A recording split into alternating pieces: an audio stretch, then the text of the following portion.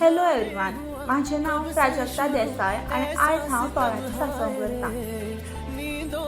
सांसव करपा लागोन एक तोप घेवपाचो। तोपा भितर 2 चमचे सुमार तेल घालपाचें। तेल गरम जातकीर तितूंत 1 चमचो भर सांसवां आनी 1 चमचो भर सुमार जिरें घालपाचें। तुमकां जाय जाल्यार हिंग, जिटें, मिरसांग सुद्दां घालपाक शकता, पण हांवें घातलें ना।